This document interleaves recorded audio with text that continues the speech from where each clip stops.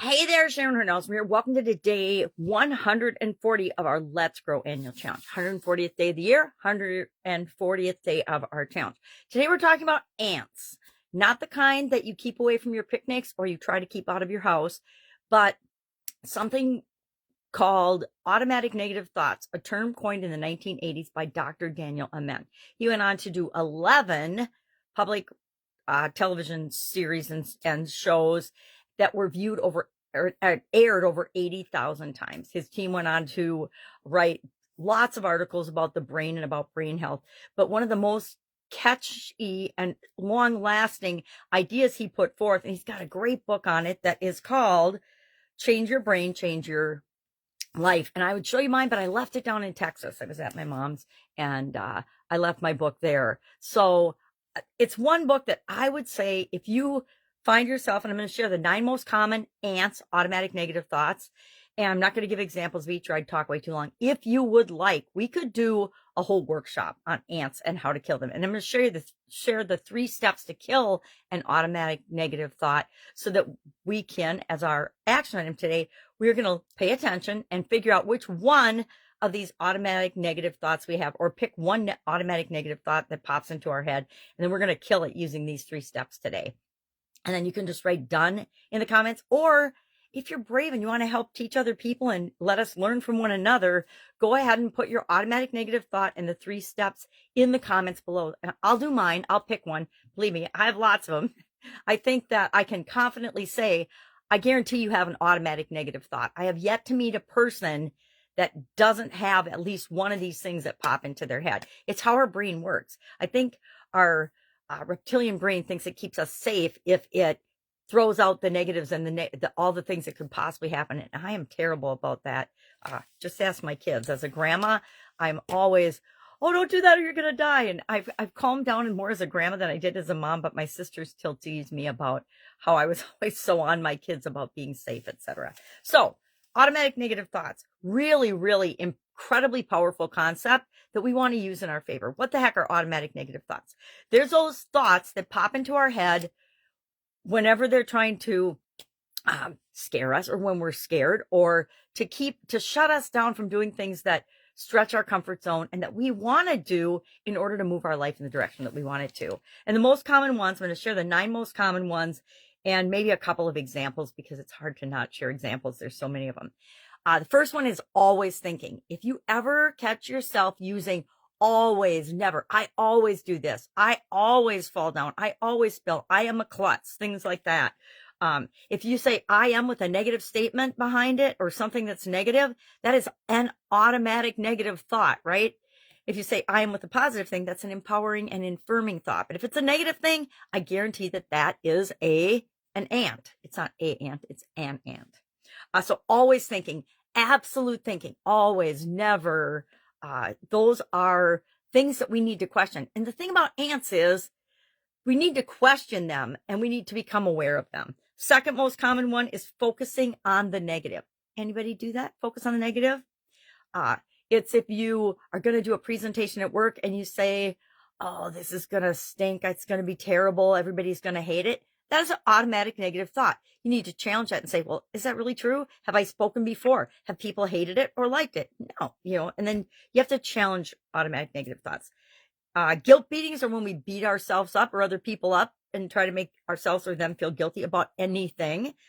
Fortune telling is when we assume anything about the future, right? We don't know anything about the future. We're not fortune tellers. Labeling is when we label ourselves or other people in any way, shape, or form. That is an automatic negative thought. If I label someone based on their appearance, that is an automatic negative thought. I don't know anything about them. If I label myself about my appearance, God, I look old today. That is an automatic negative thought. I need to challenge that. I say that almost every day. Labeling, mind reading, when you think that you can read someone else's mind, when you assume or think you know what someone else is thinking, feeling, believing, etc., that is an automatic negative thought because you have no idea. I have yet to meet someone who is an actual mind reader and can read what is in someone else's mind. They just assume, but that is definitely a bad thing to do. Makes an ass out of you and me. I like the word assume. I like to not use it. Number 7 is thinking with your feelings. Now, I am one that says, listen, you need to pay attention to your feelings. If something doesn't feel right for you, it's probably not right for you. But what this ant is when you act and think with your feelings without ever even questioning them. Because sometimes we feel a certain way and we're assuming it's because of the situation we're in. And if we ask ourselves, well, why am I feeling this way? You realize that it's got nothing to do with the situation or the current situation you're in. It's got something to do with a past experience that you've had, and it's not even applicable to this situation. Number 8, personalization. This is when you take everything personally. You take the most innocuous, the most boring of events, and you take it personally. Or you watch the news and you see horrible things happening around the world and you take it personally. It's got nothing to do with you. And so why would you take it personally? All that does is negatively impact us. And then the final one is, of course, blame. Whenever we blame ourselves or other people for anything, it's usually an automatic negative thought, because blame is usually BS, right? So what are the 3 steps for eliminating any one of these ants? And these will show up in our lives in different ways, shapes, and forms every single day. I don't know about you, but I experience at least one of these every single day of my life that causes me to stop and pause and say, The first step is to become aware of it. Become aware of the fact that our brain feeds us these negative messages all the time. Our world feeds us these messages all the time. Our media is founded on every negative, bad thing that can happen in the world, and it focuses on the negative. Why? Because our brains are trained to seek out the negative and be afraid or stop and pause or not do something to keep us safe. Second step, challenge the ant. All you have to do is say, well, is that true? Is that true right now? Is that always true? And the answer is always no, because nothing is always or never true. And then the third thing is to replace it with a more positive and affirming thought. So if I say, I haven't done one yet, I haven't thought of one yet, but let's come up with an example right now. I'll give a real example. If I say, after I finish every video, I may or may not do this, oh my God, that sucked. That was terrible. That was awful. It was horrible. Why did I bother doing it? If I say things like that to myself, I always suck on my videos. I'm always terrible on video.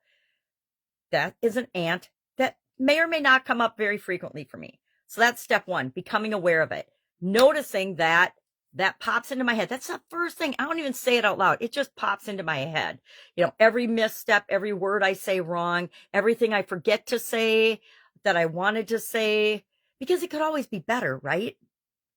Step 2, become aware of it. Step 2, challenge it. Is that always true? Is that true right now? Is that true all the time? Is it sometimes true and sometimes not true? Is it actually true of this situation? So do all my videos suck? Some of them actually do, but do all of them? No. Could they be better? Absolutely. We can always improve things.